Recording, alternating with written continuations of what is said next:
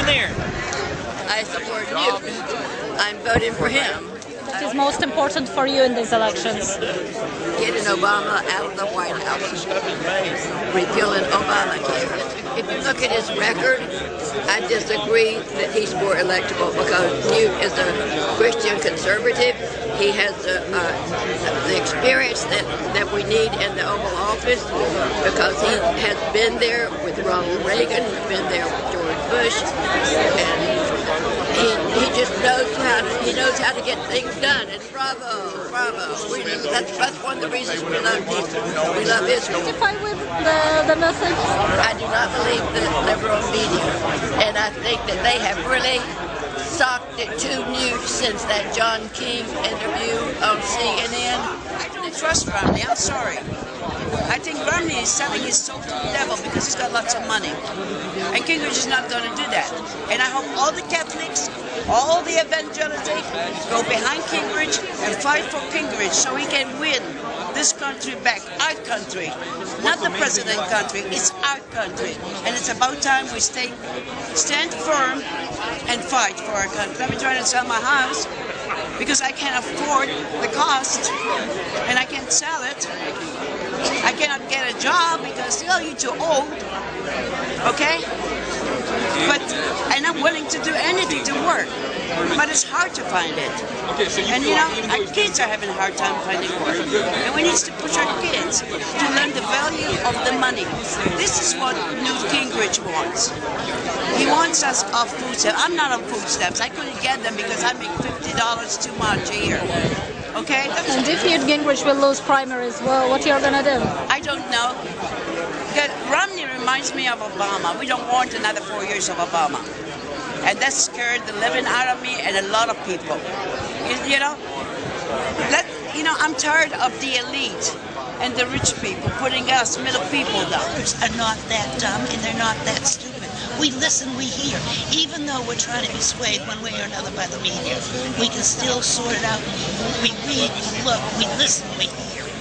We just want to make a very educated guess to get the right person, this time, into the Oval Office. It's the whole process, electoral process. I am just so lucky and so blessed to be in the middle of it. This wouldn't happen where if I had retired up north, I wouldn't be involved, but they're all coming to Florida. And I just have to take advantage of it. I just think it's marvelous. I don't like what they're doing necessarily.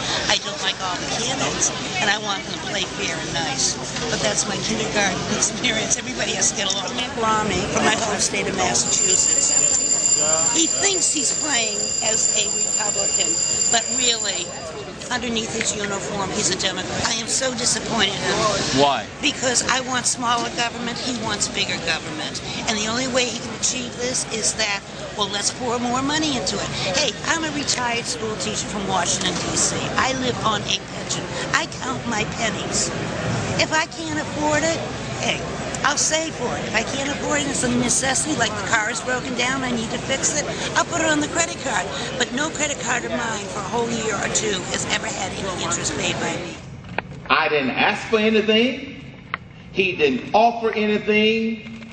My only expectation is to be able to help him win the nomination in the White House. That's all.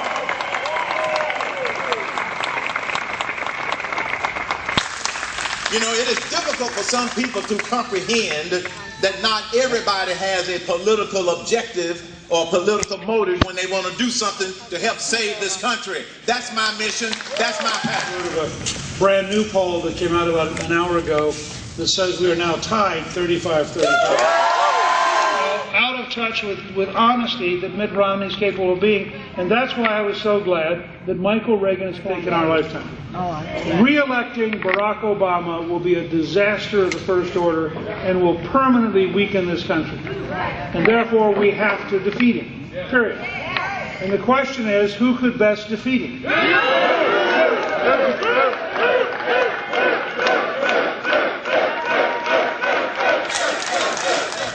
I am unalterably opposed to the use of Sharia in any American court.